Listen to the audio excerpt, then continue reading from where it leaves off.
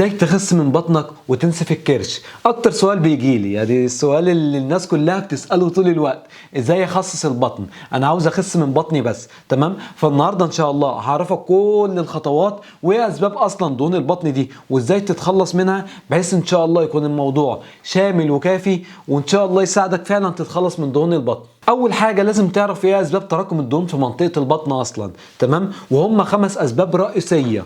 اول سبب وهي التغذيه غير الصحيه، ان اكلك اصلا ملخبط وبايظ خالص، ده السبب الرئيسي الاول. السبب الثاني قله النوم، انك مش بتنام كويس. السبب الثالث التوتر والضغط النفسي والعصبي، برضو بيساعد على تراكم الدهون في منطقه البطن. السبب الرابع وهو قلة الحركة، ان انت ما بتتحركش وما بتعملش تمارين وما فيش حياة صحية عندك. والسبب الخامس بعض العوامل الوراثية. تمام. ومش العوامل الوراثية السبب الرئيسي، يعني ما تسيبش كل الاربعة اللي احنا قلناهم دول وتمسك في اخر سبب وتقول ده انا طبيعي جسمي كده. لا، لما نحسن الاربعة دول وتظبطهم بشكل كبير جدا هتلاقي نتائج عظيمة جدا وهتتخلص من دهون البطن بشكل رهيب ان شاء الله. الخطوة الأولى الناس في الكرش اللي لا غنى عنها، وهي تعديل نظامك الغذائي. تمام. يعني ما تقوليش إن أنا عايز أخسس الكرش بس من غير دايت. تمام. لأن بيجي لي كتير يقول لي أنا عايز أخس من منطقة البطن بدون ما أعمل دايت. فهو تعديل النظام الغذائي ده الأساس. تمام. بجانب بعض العوامل الكتير اللي هنقول عليها هتساعدك هتساعدك بشكل كبير، بس لازم تعدل نظامك الغذائي. يعني لنفرض إن أنت عملت عملية شفط دهون من بطن، تمام، وظهرت عضلات بطنك ورجعت برضو ملخبط في اكلك، خلاص ما الدهون هترجع تتراكم تاني ولا كانك عملت اي حاجه. تمام. فتعديل النظام الغذائي مهم جدا، انك تركز على تناول كميه كافيه من البروتين. البروتين عظيم جدا في بناء العضلات وفي سد الشهيه وفي الشبع. تمام. النشويات تركز على النشويات المعقده اللي هتفيد جسمك فعلا، زي الرز البسمتي، زي الشوفان، زي البطاطا الحلوه، زي البطاطس. الحاجات دي عظيمه جدا وهتفرق معاك كتير. انك تركز على الدهون الصحيه زي زيت الزيتون والمكسرات والسمك. الحاجات دي برضو عظيمه جدا وتساعدك تتخلص من الكرش، بجانب طبعا انك تمنع الحلويات والشيبسي والبيبسي وكل الحاجات اللي ملهاش اي فايده غير تراكم الدهون في الكرش دي.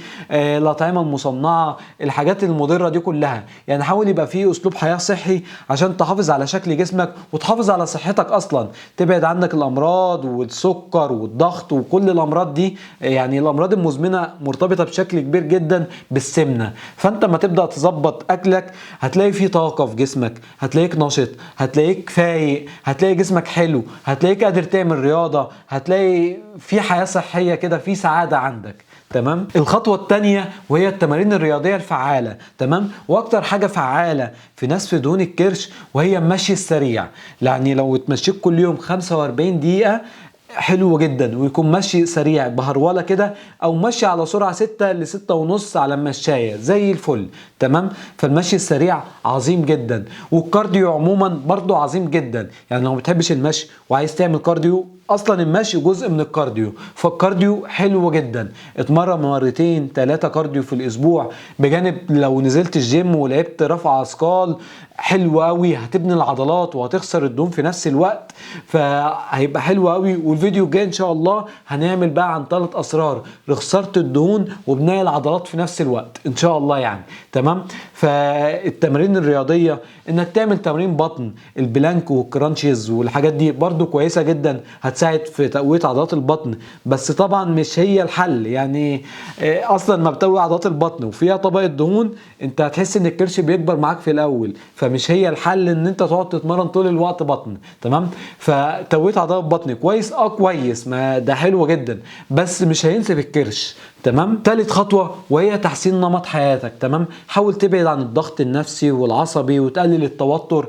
لان الكورتيزول اللي بيتفرز ده بيساعد بشكل كبير جدا في تخزين الدهون في منطقة البطن. فانك تبعد عن التوتر والضغط النفسي وتحافظ على صلاتك وتحافظ على تمرين تأمل وتحافظ على اطالات، تعمل اطالات للجسم. الحاجات دي هتفرق معاك بشكل كبير جدا. الخطوة دي اساسية. النوم الكافي هيقلل برضو التوتر والضغط عندك، فانك تنام من 7 ل 9 ساعات يوميا وتنام بدري وتصحى بدري هيفرق معاك بشكل كبير جدا. شرب كمية كافية من الماء برضه هيفرق معاك بشكل كبير جدا، فعاوزين نشرب من 10 ل 12 كوب في اليوم. واخر خطوة مراقبة التقدم بانتظام. يعني هتجيب مزورة وتقيس منطقة البطن دي كده، والله انا المحيط دلوقتي 90 سنتي، بعدها باسبوع اسبوعين بقى 89 حلو انت ماشي صح، بقى 88 زي الفل انت ماشي كويس، وهكذا. فالمزوره هتفرق معاك في قياس البطن، تعرف فعلا انت بتخس من منطقه البطن ولا لا. بجانب طبعا اللبس، هو هيبان على اللبس بشكل كبير جدا، يعني اللبس اللي انت ما كنتش بتعرف تلبسه هتعرف تلبسه بسهوله، فاصلا نفسيتك هتتحسن بشكل كبير جدا لما تتخلص من الكرش. تمام. بجانب طبعا الميزان، يعني قيس وزنك برضو عشان تعرف والله انت ماشي صح ولا بتلخبط في حاجه عملتها غلط، تعرف ايه الغلط اللي انت عملته وتبدا تعدل فيه. فالخطوات دي هتساعدك بشكل كبير جدا انك تتخلص من الكرش، بس انت تنتظم عليها ومش هتلاقي بطن تاني ان شاء الله. بس وبكده كان الفيديو النهارده خلص. اعمل لايك للفيديو عشان يوصل لاكبر عدد من الناس، واعمل اشتراك في القناه عن طريق انك تضغط على صورتي هنا بحيث يوصل لك كل جديد اول ما ننزله ان شاء الله. واشوفكم الفيديو الجاي على خير. السلام عليكم.